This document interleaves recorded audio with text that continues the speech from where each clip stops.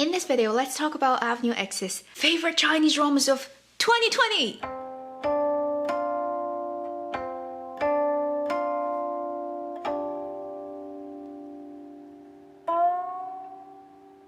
Hi, you're watching AvenueX, where junkie and good storytelling shares our thoughts, knowledge, and occasional weird ideas on stories and how they're told. We are finally at the very end of the incredibly challenging 2020. Let's all give ourselves for surviving to this point. As the last video of 2020 from AvenueX, when I'm on camera, let's talk about the good stuff of this year. Very personal, again, only based on the dramas I managed to catch, which is definitely not the entire range of dramas. And also, there have been a couple of good dramas that happened crossing 2019 and 2020, such as 庆余年 Joy of Life or Someday or One Day, but because the majority of their content got aired in last year. So I'm not gonna put them in the pool of consideration candidate dramas. And for next year, 2021, I will remember to count in the dramas that showed up very recently. Now, let's not waste any time.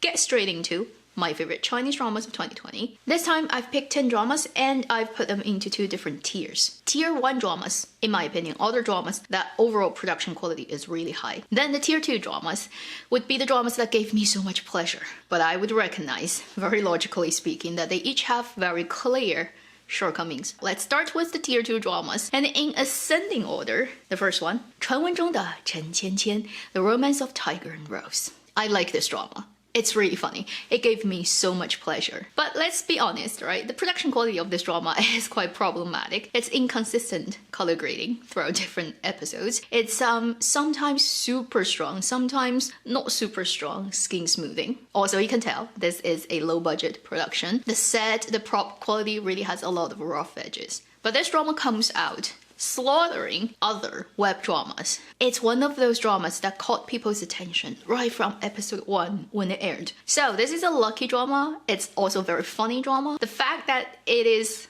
a script writer's satire of shit script writing in Chinese dramaland made a lot of people appreciate this drama even more. Not just as a comedy, as a romance, as a period idol drama, but as a piece of creative work that on many occasions is pretty much ruthless. It also talks about gender equality issue, although on a very superficial level. It has a lot of fun, very lively, sweet acting from the leading actors, also from some really great comedic supporting roles. It's also an original script. Definitely is a plus for me. Emotionally or intellectual-wise, it doesn't have a long-lasting effect on me. So I put it as the bottom one. Doesn't mean I don't like it, I really do. And I think a lot of people would agree with me. It's such a fun drama to watch. The next drama on my tier 2 list, the 4th position, 少年有志一寸相思, Love in Between. It's a 43 episode drama that, had it been cut down to 35, it may immediately become even better. As a period drama that strongly reminds you of Nirvana in Fire, when it has two worlds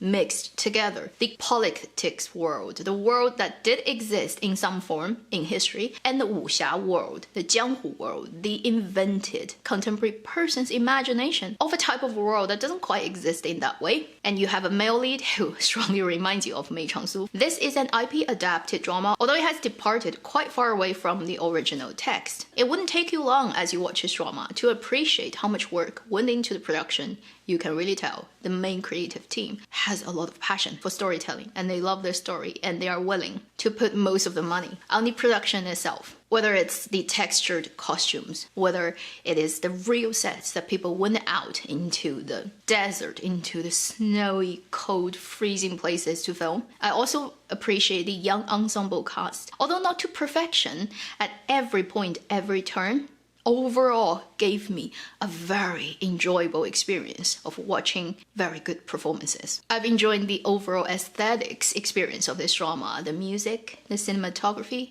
the light that gets really dark at night with candle flickering and everything looks yellow, which is what things are really like in real life. There's very little over-beautifying. And it's something that you would say should be the standard of drama productions, but has been in fact so neglected in Chinese dramaland in recent years. Most of the not so good or room for improvement stuff of Love in Between would come from its script writing quality, particularly in the department of strong logic, and the level of intelligence of some of the good or bad people That's supposedly to be really, really on the top level of that world setting. But when you think carefully, it's not satisfying and hitting that mark that is in your expectation. So it ended up on my tier 2, but I enjoyed it immensely. Then in my third position on the tier 2 is another period drama that is often used to compare with Love in Between because both of dramas have this strong 江湖 feel. It is ancient detective 侠探简不知.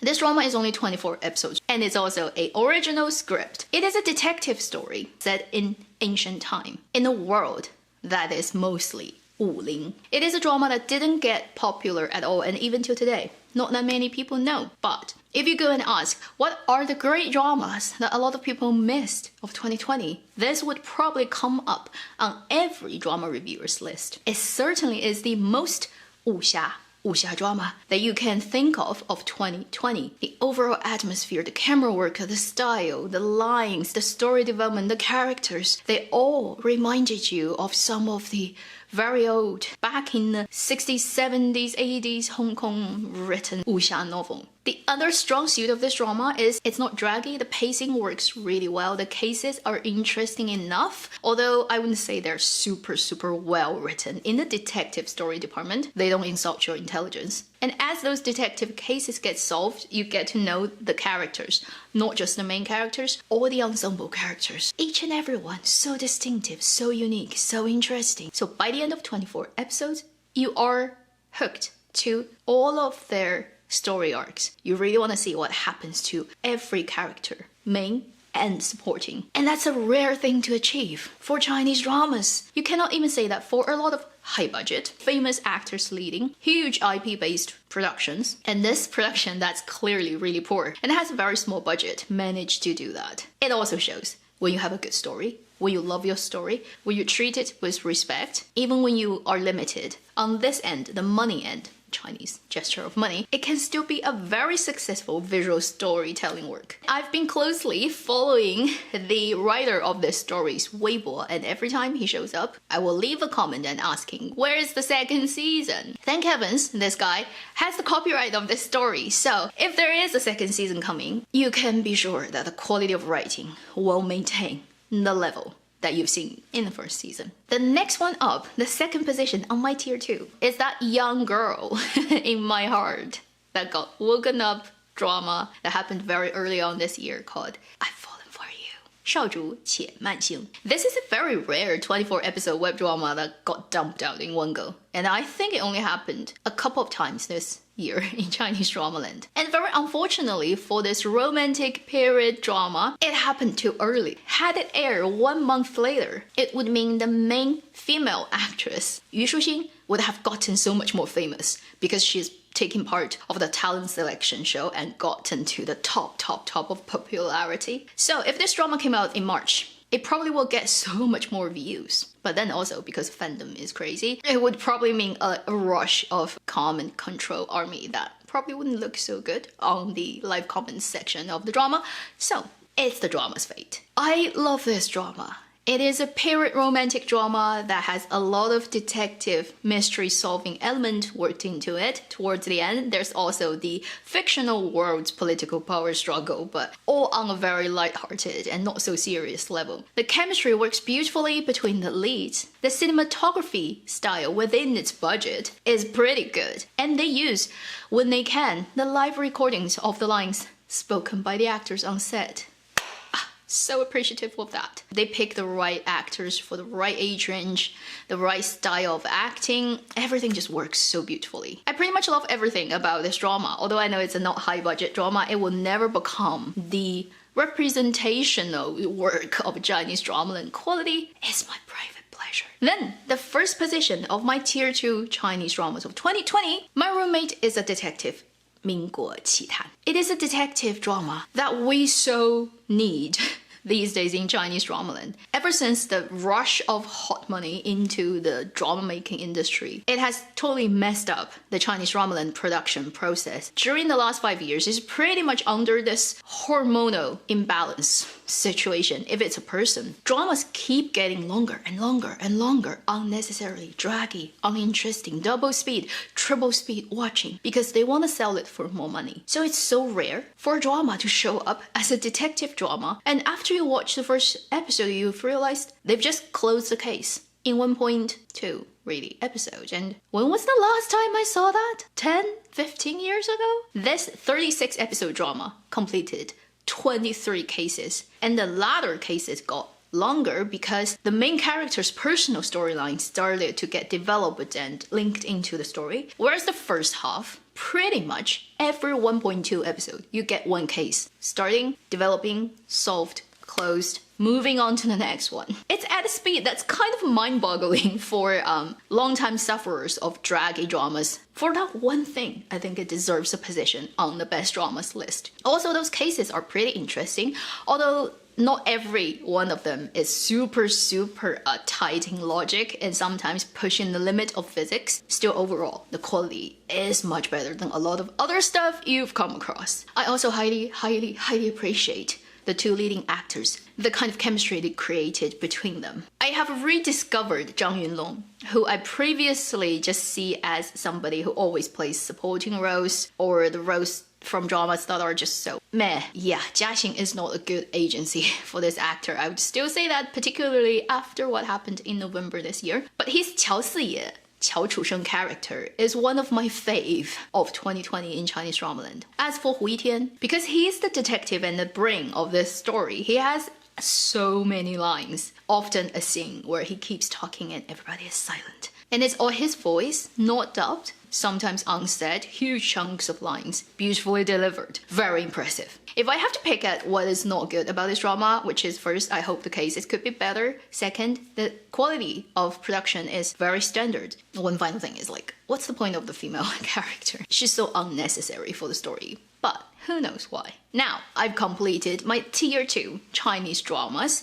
Let's move on to my tier 1, the type of dramas that I would recommend to all kinds of people. The 5th position of my tier 1 favorite drama of 2020, 隐秘而伟大, Fearless Whisper. This is a drama that I didn't expect would impress me this much. Before I watched it, I thought it's just gonna be another project. Spy drama, Republic of China, led by a famous actor, Li Yifeng, who would bring in a lot of traffic, and then it's just gonna be another Sparrow. Yeah, that's my honest sort of expectation of it. And then it's not. It turned out to be a very unique spy drama because instead of focusing just on the exciting spy stuff, most of the time the focus of the story is on the people, the personal things, the individual development, the moments in life. It makes them feel so real and so grounded. There's an extensive amount of detail of life at the end of 1940s in Shanghai. The rich, the powerful, the kind people, the bad people, the common people, the people who suffer from poverty, injustice, the puppy and the cat in the alley. Such a beautiful scroll of all kinds of lives portrayed in this drama, all given so much attention and detail. Also, it's a unique drama in ways that when I look at the 10 dramas on my list this year, it's the only drama that I would recommend to my parents. It has a potential of covering a very big demographic of drama viewers. It's not perfect. It still has shortcomings, such as I've mentioned in my review. Certain details is not very well captured. Some of the languages people speak is just pretty much not what people would be speaking back then. But as original script, as a script of this overly used genre, it's really a breath of fresh air. It's without a question the top one of its particular genre this year. Then the next one, the 4th position of my tier 1. While it's pretty much interchangeable with the 3rd position, I don't care which one comes first, they're pretty much leveled in my heart. But in this 3-dimensional space, we have to talk about things in linear order. So, it's gonna be Crossfire, 穿越火线. Before the drama aired, when I heard about it, I was like, oh, another computer gaming drama. Also, it features Lu Han as the leading actor, who hasn't really produced, let's say, high-quality films and dramas in the last couple of years. So I was very skeptical when I went into this drama. And what do you know? 真相. This is a 36-episode drama that mixed computer gaming, romance, mystery, murder, time travel. What an interesting premise. Also, an original script. This drama brought me so much happiness, the exciting moments at computer gaming, the romantic moments between two main couples and then a couple of supporting couples, the absolutely hilarious comedic moments that's so densely packed in this drama, and the heartbreaking moments that just tear your hearts open and make you cry like a baby. At certain point of the storytelling, the pace starts to wobble and doesn't quite work perfectly, but it still comes back pretty strongly towards the end. Everyone deserves flowers and praises. Particularly, I have to say the director, Xu Hongyu, who has proven multiple times in 2020 that he's really talented. And as somebody who used to work mostly as a brilliant editor of film, I can totally tell in his pacing, in his designing of shots, in how he cuts stuff together, how he uses music and visual and everything to tell his story better. This is definitely coming from that training of visual information processing from an editor to director. And the final thing about that is,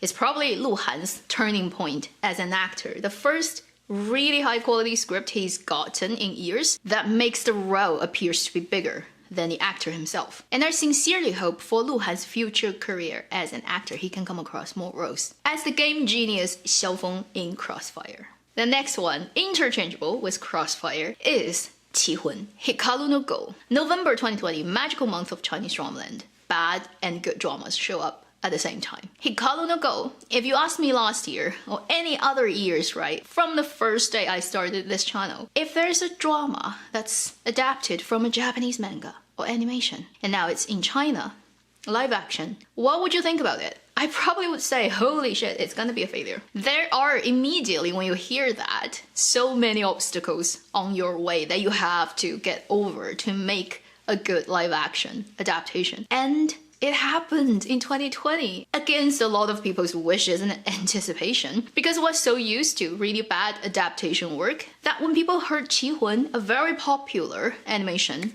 / manga to a lot of Chinese people growing up in the early 2000s, this is gonna be blasphemy.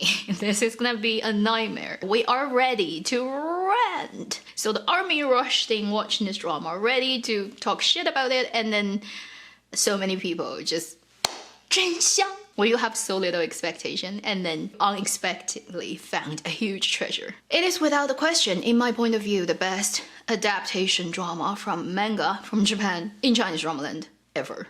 The overall production quality, the storytelling, the domestication of the entire story, the acting, even special effect. In case you don't know, there's actually a huge amount of special effect that happened to make Chu Ying, the character, translucent. Because when they were filming it, they couldn't always have a plate shot of the background that's clean. And then the actor goes in acting, and then, you know, what happens with the editing. Some of the shots while they're moving, some of the shots they can only do it once, talking, and all the background painting had to be done in post-production, and it's a huge amount of work because I've tried that myself, and I don't know, probably professional people have stronger computers and crazier softwares to do that, but it's really hard. Actually, sounds very basic, but really hard to do. This drama had so many shots like that, and I can continue talking about this thing forever. I've made 2 videos about it, and I've also made 2 edits about this drama, and it only happened in end of October and November, so you know, it shows. It's a special drama for me this year. Hikaru no Go is not perfect. It can still improve at places, particularly at the writing. Certain stages of the drama can be worked on more, and there are important parts of the story that didn't quite get wrapped up, leaving things to be desired. Then we come to the final 2 positions of the best dramas, in AvenueX's opinion, of 2020. And it's also very hard for me to say who comes first. Let's say the second position is taken by the drama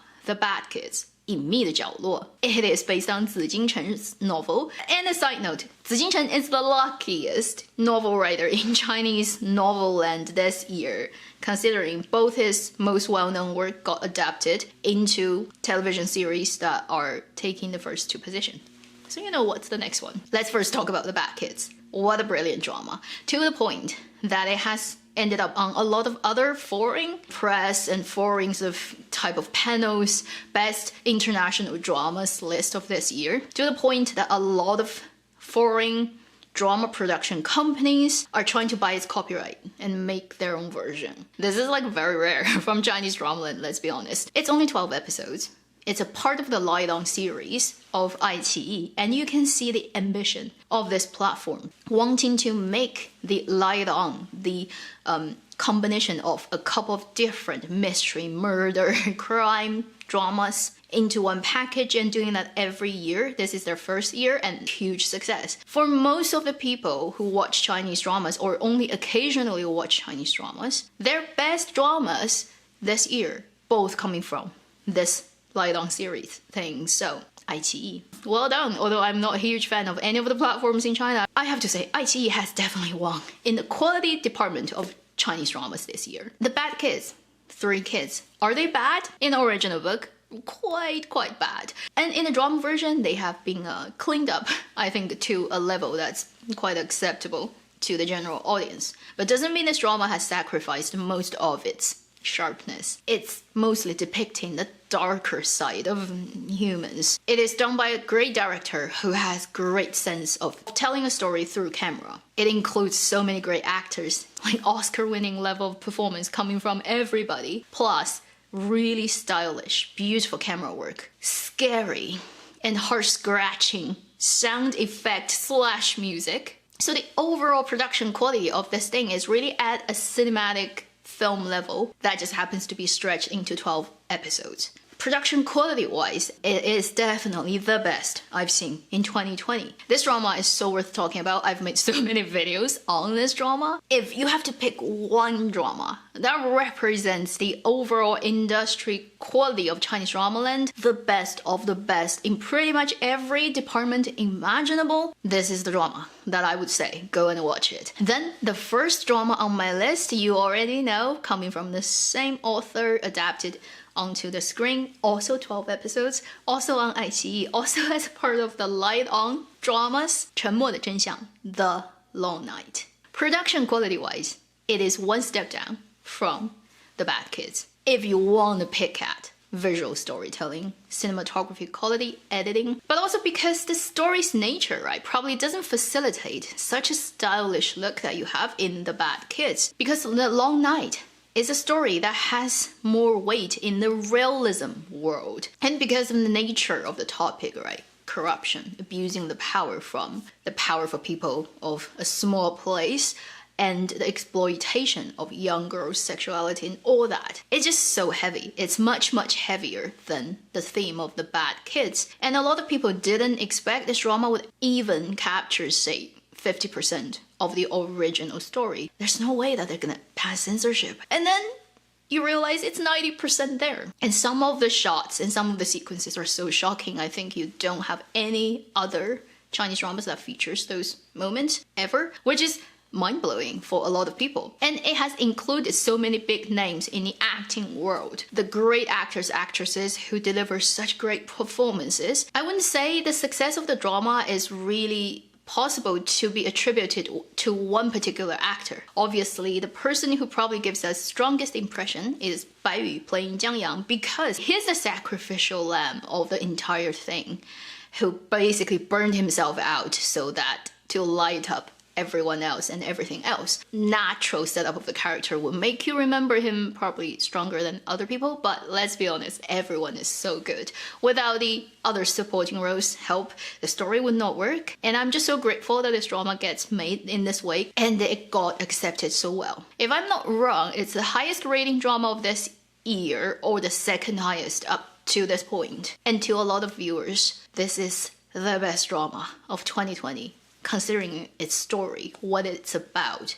and how well it's told. It is something that will stay very meaningful to everyone involved in this project. And if there's one person you have to thank for the fact that this drama exists in the first place, probably would be the producer, who is also a producer of iQIYI, Dan Ying. She is involved in many really successful projects this year from iQIYI. And obviously, the original author is important. Without that person, the thing would not be existing in the first place. But I'm saying the adaptation process of picking that material out of so many novels and then decide to go for it and cut through all the tapes to make it, because this drama is just surrounded by tapes, and deciding to pick the actors and go for the actors she thinks is perfect and not giving up in the process, and made it finally possible. If you haven't heard about her, oh well, now you know. She's responsible for this project getting made. We should all thank her for making it possible for this year, having Long Night, hey, in Chinese Dramaland. I am so happy about it. Even though Chinese Dramaland, without surprise, produced so much shit again in 2020, with the Long Night, the Bad Kids, and the other dramas I've mentioned in this video, it still gives me hope that good works will get more and more frequently made. Thank you so much for sitting through this really long video talking about all my favorite dramas of 2020. I bet there are overlaps between your list and mine list. Let me know your favorites and the ones that I didn't catch and didn't mention and you think is really good. On the last day of this year, I will release my end of the year mix edit of all the Chinese dramas. This year's project has taken me close to a month to complete. Also, I'm taking a short break on the first week of 2021 just to catch up with the crazy amount of dramas that just got released in the last couple of days of December. I will still do the weekly news video and then just taking the time off for the other two videos I usually releases on Tuesday and Thursday, but I'll see you afterwards. Thank you for watching AvenueX. Happy New Year. Let's all hope for a better year for our health, for our work, for our study, for Chinese Dramaland. Take care. See you in 2021.